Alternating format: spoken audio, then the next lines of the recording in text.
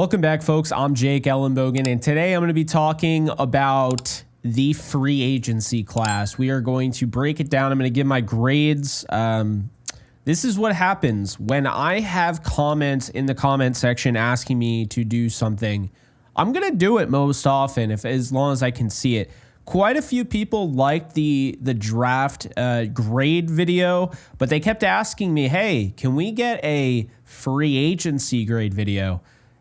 And yes, you can. Before we dive into it, though, be sure to like, subscribe, and comment. Be sure to follow me on all social media at JKBogan, including Instagram, TikTok, Twitter, Kick, and Twitch. And in addition to that, just want to let you guys know that today's sponsor is Prize Picks, and you can get $50 instantly when you first deposit and play a $5 lineup, win or lose, using my code JKBogan. That's going to be $50 instantly in your account. Win or lose, you just have to play a $5 lineup, 2 to 6 players, more, less, whatever on the projections, and you can mix and match. NFL is, of course, tomorrow. You got the Packers and the Lions game. You got the NBA right now. I know the NBA Cup is going on. You got the NHL, so you can mix and match and have some fun with it. Regardless if you win or lose, $50 will be added to your account to play with. So that is Prize Picks. JKBogan is the code. Check it out. All right. So this is overdue. I know a lot of people wanted this, so we're going to do it. We're going to start from the top here. The first signing of free agency came before free agency. I'm giving this a resounding A+.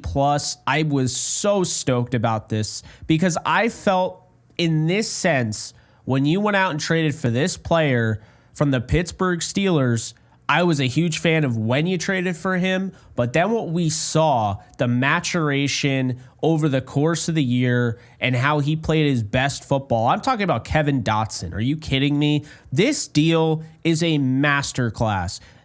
Whether you agree with it or not, the league is going in the direction where you are going to have to pay guards top dollar. It's happening, right? We saw a guard get over $20 million. That's just the way the league is going. Offensive line is king.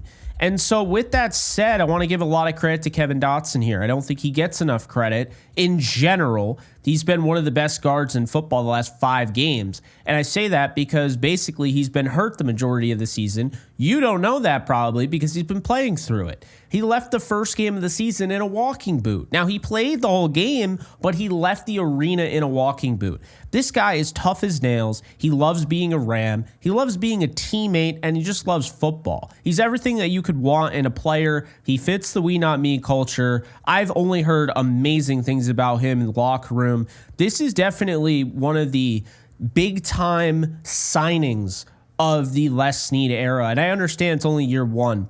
But when you look at what Kevin Dotson brings to the table, 3 years, $48 million was the deal. And he only has $15.5 million guaranteed. It's insane. It's such a good bargain. He is such a stud. He's 28 years old. Big fan of him. And like I said, a guy that, durability is not just, hey, I got hurt, I can't play, or hey, I didn't get hurt. Sometimes durability is being able to withstand some injuries and stay in the game. And that is Kevin Dotson in a nutshell. And he has provided pass protection, improvement in that regard, which carried over from last year. So I think we're finally starting to see Kevin Dotson for who he is. And he's a damn good football player. And he helps this run game more than you realize. But he really has improved in pass protection. This is an A+. No ifs, ands, or buts about it. I would use an S tier. I would use, if you're a Dragon Ball Z fan, you've played any of those Budokai and Tenkaichi games, the Z rank, I'd give him the top rank. This signing was awesome at the time and aged extremely well, at least thus far. So hopefully he stays healthy. Hopefully he keeps kicking ass, because Kevin Dotson is a fan favorite, as he should be. Moving on to the next signing, quite the contrary here. So I loved what the Rams, I want to preface it by this. I love what the Rams did going in. They had a game plan. Hey, we're going to run the football a little bit more. We're going to protect Matthew Stafford. We're going to invest inside the numbers instead of outside. We're going to focus on the trenches. And they've done that, right? They went out, they got Braden Fisk, they got Jared Verse. You draft Kobe Turner last year. So you did that on the defensive side. On the offensive side, you spent a second-round pick on Steve Avila last year, and you have Alaric Jackson, who you brought back. So look, right, I'm understanding of that. But Jonah Jackson has been a major pain because this is somebody that I really bought into after initially being a little confused. This was a confusing move. This was a move that you just don't normally see the Rams jump out of their comfort zone like this. They signed Jonah Jackson to a 3-year, $51 million deal. So he got more than Kevin Dotson, who was in the building. He got more than Kevin Dotson, who was healthier than Jonah Jackson has been. And he got more guaranteed money.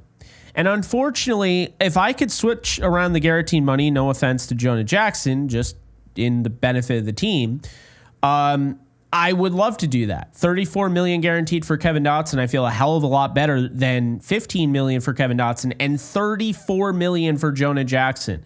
The Rams are in a position now where Jackson has injury concerns. He was hurt yet again this year, which I told you was going to happen. I was hoping it wouldn't, but he just has been hurt every single year. He's guaranteed to get injured. But the thing that is a bummer about Jonah Jackson to me is this.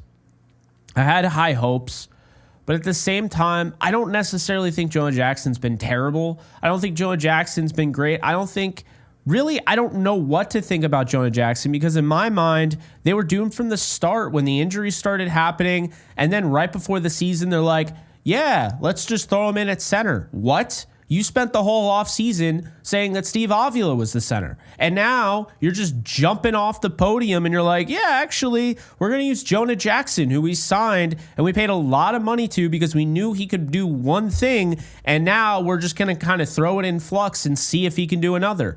I hated that move. I don't know who was responsible for it. We still have not gotten enough of a response, enough of an explanation, because it was just a wild decision to do. I like the original vision, but I think backing off Avila absolutely doomed this signing. And it's a good problem to have because you have Bo Limmer at center, but where is Jonah Jackson's place? He can be the sixth man, and he can come in and spell somebody who's injured. I think really the only thing that you can use him for right now is you start using those 13 personnel groupings, kind of like we saw towards the end of the Super Bowl season when they really needed to get the run going with Sony Michel, and they found that. They started using more 13 personnel. Put Jonah Jackson in as an additional offensive lineman. That's what I would like to see him used, but unfortunately, that's not what they're doing. This is a D-. It's not an F because he resides on the roster. It's a D- because I don't know anything about Jonah Jackson as a Ram right now. I haven't seen enough to really feel great about it. I just know that he lost his job, and this is a guy who's getting paid all this money, $34 million guaranteed, and I'll tell you right now, the more money that they left on, and this is a big thing, the first year, it was the least amount of a cap hit. Next year's going to be more and so forth. And so I just have an issue with this. I had an issue with it at the time, but I thought, okay, trust in the game plan. But they moved away from the game plan in a really weird fashion. So rooting for Jonah Jackson, would love to see him stay healthy, would love him to, be the player that they want him to be. I just don't know where his fit is now. And you're going to be eating a lot of money if you move on from him after the season, but they might just have to do that. So D- there. Next up is Darius Williams, starting corner for the Rams. Return. This is a guy that was a starting corner for the Super Bowl team in 2021. They found him off of waivers. The Ravens got him. They were trying to sneak him onto the practice squad to promote Jimmy Smith, and they never saw him again. The Rams claimed him, and that was all she wrote. He ended up becoming a really, really good corner in the league. And then after the Super Bowl, he signed a deal with the Jacksonville Jaguars. Now he's leaving Jacksonville. He goes to the Rams. 3 years, $22.5 million, $7 million guaranteed. Really liked this move at the time, but I kept saying with the caveat, this has to be in accordance to bringing back Ahkello Witherspoon. And I don't like the way they acted. And I know people are going to say what they're going to say, but this is a guy that played 18 straight games last year. He was healthy for the majority of the season. Then he got banged up and didn't come off the field. Sounds like somebody I just mentioned, Kevin Dotson. I think Kello really earned his payday and didn't get it, and has literally he's played for this team for pennies. So I just thought that it was kind of a mistake to not go out there, bring him back, have some, a solidified nature in the cornerback room, especially after you failed to address the cornerbacks in the draft. So wasn't really a big fan of that. But Darius Williams, I like the initial pickup was smart. But now we're grading it after the fact, and obviously the season's not over, but Williams is struggling right now. He's been hurt the majority of the season, to be fair, which also, dings that grade. Perhaps his best football awaits him the rest of the year, but it's been concerning. I've watched him get bullied, getting mossed by Dante Pettis, who I forgot was in the league. A.J. Brown, obviously A.J. Brown's stellar, but he just doesn't look like he has that elite ability he did last year.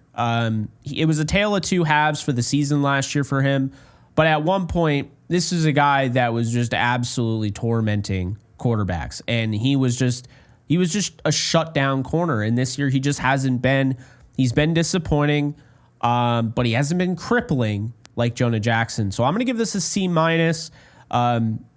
You could argue a C, even a C+. I'm going to give it a C- just because I just feel like right now he's not what you thought he would be. The money is not super steep, but it's enough. And that money probably should have gone to Kello anyway. So to see him underachieving is a little disappointing. Plus, Kobe Durant on a rookie deal is clearly outplaying him. So this is a C-. I'm not going to rip him to shreds. I really do like him. I've liked him for a while.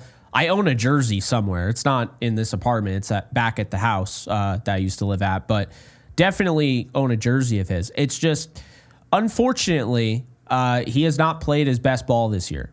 Is he going to eventually? Who knows? But C-. Next up, another one that absolutely cripples me is Colby Parkinson. I went to bat for this guy. He came on Downtown Rams, but I've always been a fan of him from afar. Loved him at Stanford. At 6'7", 250 body, at tight end. I thought he could be really good in this league. And the story's not written on him, but 3 years, $22.5 million. The same exact deal Darius Williams got. $15.5 million guaranteed, though. I'm going to give this grade a D+. I know this sounds kind of doomer, but let me understand this, okay?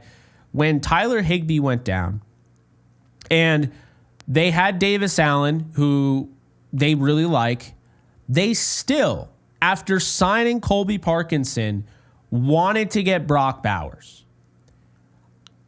I have no issue with them wanting that, but it kind of tells you that maybe they weren't that high on Colby Parkinson. I don't really even know what this was. Good for Parkinson getting this deal, but I wanted to love this pickup, and I feel like I would be doing a disservice to all of you if I just lied and said, yeah, he's been fine. He has not been fine. He has not been fine at all. They're paying him a decent amount of money to be a contributor, to do what he did in the Patriots game and catch that touchdown, but to do more than just catch a touchdown on one target, right? He's failed to show the ability in the pass game consistently that you were hoping for, that I thought he could be. Every year there's a tight end that really emerges. Sometimes there's multiple. I thought he was going to be that guy in this offense. He has Matthew Stafford throwing the ball. Really just not an excuse. This is why going into Week 14, people are dying to see Tyler Higbee back. At this point in the season, I thought Higbee would be the obvious 2 at tight end. And we're talking about him starting day 1 when he comes back. Okay? That tells me that this just didn't go the way that they were hoping for. This signing, even at the time, and I really liked it, but even at the time, reminded me of Jared Cook. And you could say what you will. Yeah, Jared Cook led the team in receiving a couple of those years. Jared Cook was signed based on what they thought he could be, not who he currently was. And that's the Parkinson deal. This is a 3-year deal. So if they stick by him, still a young player, could still end up being something. But I'm grading based on right now. Not grading for the future. I'm not saying these grades are final unless you're gone. If you're off the team, then it's final. But Colby Parkinson right now, this is a D+ grade. I'm just being honest. I'm trying to be fair. Really like him, but $15.5 million guaranteed out of your $22.5 million over 3 years. That's a lot. And he just hasn't really done anything. So with all these injuries, needing guys to step up, I expected more of him. I really did. I thought you saw some good things in the first game against the Lions. Thought you were going to continue to see that. You saw some drops. There was a crucial drop against the Packers that hurt them on their run to try to win the game. Got to keep it real. Colby Parkinson, D+. Moving on, F-. That's right. Travius White, 1 year, $8.5 million. Signing a cornerback coming off 2 of the 3 major injuries over the last couple of years was a choice. Signing him over a guy that started 18 games for you was a model of consistency and had to fill in the shoes of Jalen Ramsey was even a bigger choice. This guy, Trey White, was coming off an Achilles tear. Okay, I just never really understood it. I liked it, but I didn't like it because I felt like he had a chance if he could get back to where he was, but giving him that much money I had an issue with, and to give him that much money over Akello, who's not coming off a torn Achilles, who was around your defense, had familiarity with you. You end up bringing him back, but, this is clearly a dud. I'm not the only one who saw it. The Rams wrote their wrong there, but this guy was not a good pickup. And I really feel for Trey White. I do. I feel bad even being this negative. The injuries, for those of you who don't know, I think the Rams had once again, they had a plan, okay? They couldn't stick to it. A little bit different than Jonah Jackson, because for whatever reason, they put Jonah Jackson at center, and that just blew up in their face. Travius White, they had a plan to play him and ramp him up in November. That was the plan. He was going to rehab this Achilles, didn't have a lot of practice time and training camp time. And then by the season, he was going to be in the background, maybe getting some reps, but they're going to ease him into it. And then down the stretch, they felt he could really make a run and be who he was supposed to be.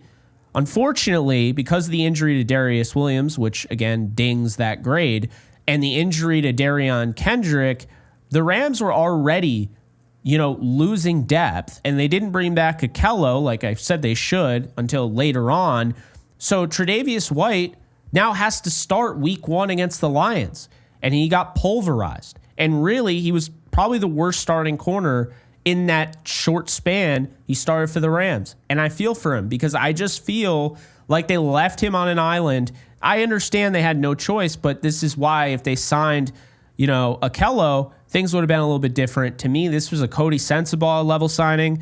Couldn't make it through half the year, and he was removed. To be fair to Trey White, this is a former all-pro cornerback that has had some injuries, but if he recovered, there was hope maybe he could get back to that. Cody Sensabaugh never should have been signed. That was a terrible move, and I have no idea to this day why they brought him in, but just wanted to defend Trey White there. Still at F-. Couldn't make it through half the season. Just very, very bad, and a lot of money. Not guaranteed, but a lot of money that they put up there when they signed him. So Travius White, F-. Next up, we got 2 more. We got Cameron Curl and Jimmy Garoppolo. Technically, I could go with Alaric Jackson. It's a little different because he was a restricted free agent. I will say this real quick.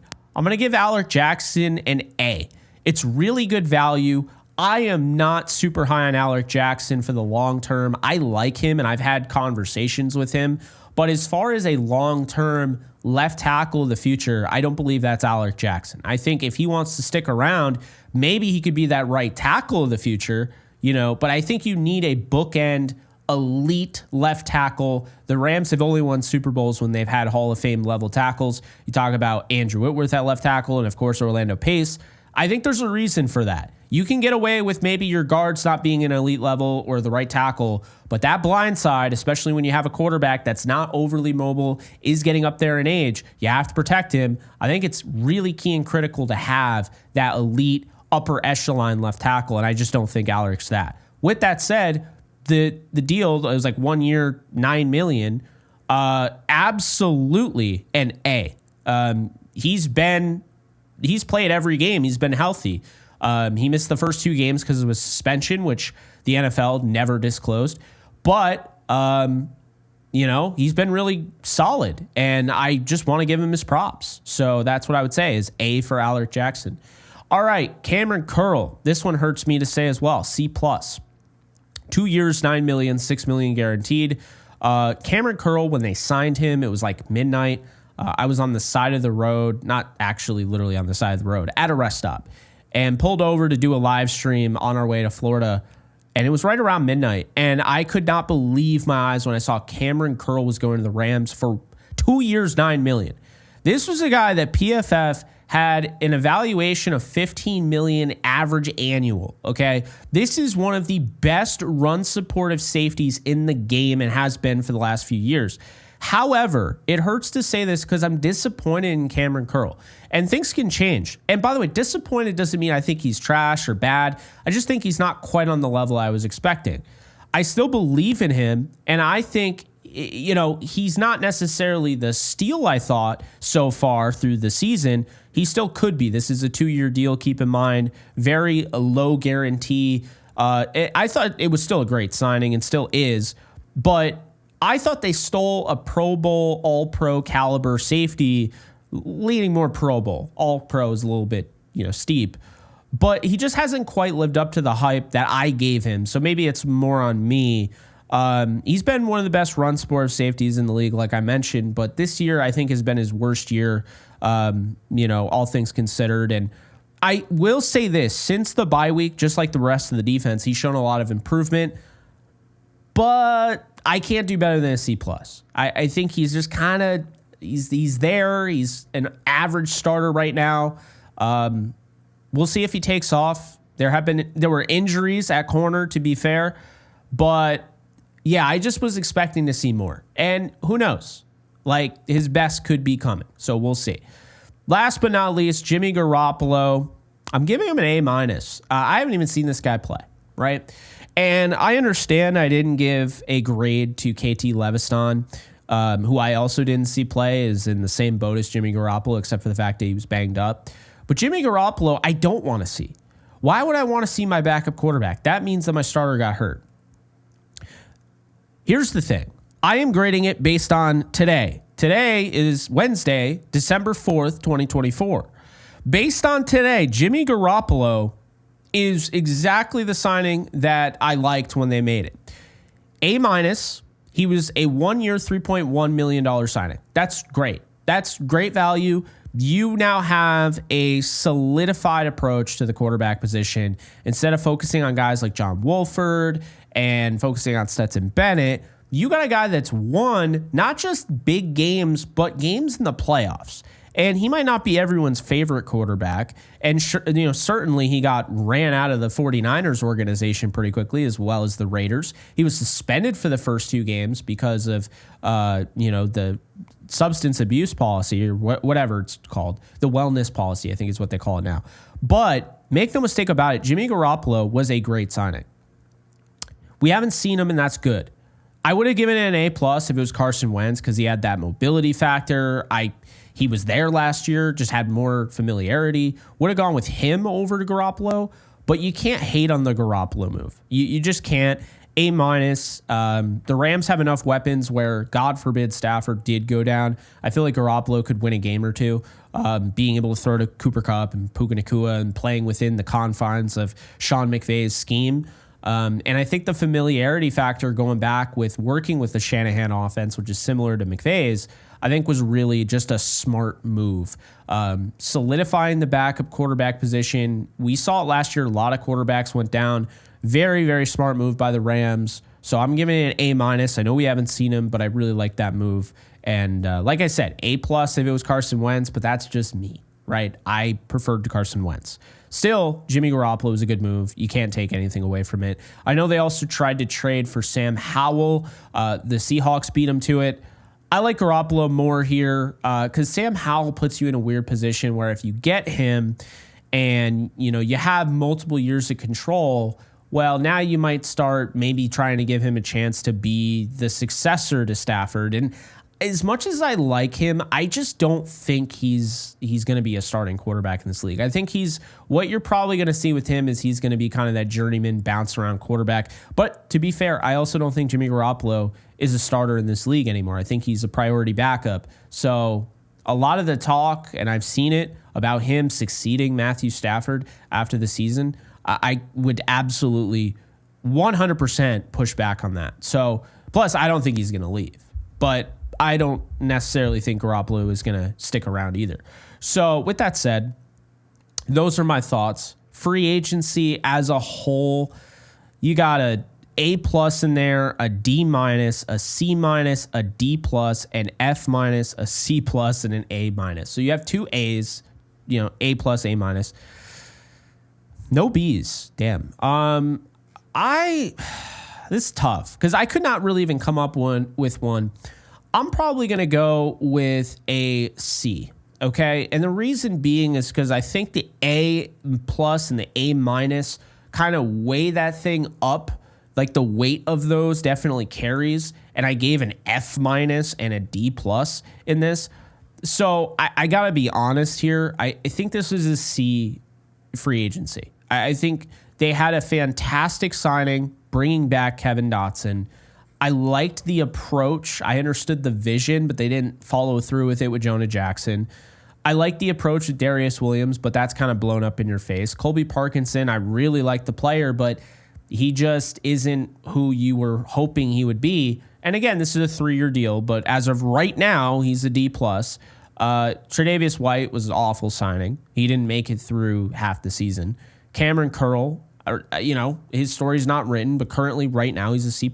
And Garoppolo's an A- because I haven't seen him play, but I like the move there. He's been healthy too. It's not like he got hurt in camp or got hurt in preseason. He's been available. They just haven't needed him. So that's great, by the way. But those are my thoughts. C on the off season. Hopefully next year they spend their money a little bit better. I do think what's going to end up hurting them is the Jonah Jackson deal. They still have Aaron Donald's money on the books for next season. So that's a thing. They still have that Joseph Noteboom contract that is just horrendous and is just really not ideal at all. I mean, when you look at the Rams and you look at 2025, right now, what you're looking at is that they will have $51 million in cap space. They have $9.9 million in dead money. Joseph Noteboom is going to cost $10 million against the cap because he's just going to be on the books with a voided deal. So because you're going to have that, it puts you in a bad spot. Jonah Jackson is third on your payroll with $18.9 million cap hit next year. And you can try and restructure that all you want and kick the can down the road, but you have to make a decision. If you cut him after, say, pre-June 1st, you cut him, right? That is going to save you $7.5 million, but it's going to hit you with $11.3 million in dead money. If you trade him, dead cap would be 2.8. You would save $16 million. To me, this would be a pre-June 1st trade if they did that, but it's still just not an ideal situation. Obviously, when you send that money out, you sign a guy like this, you're hoping he's going to be a franchise player for you, potentially franchise player, although you only signed for a 3-year deal. But where is his fit? I don't know.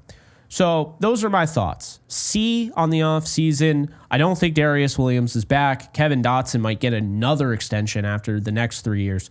Jonah Jackson will probably be traded in the offseason, if I'm being honest with you.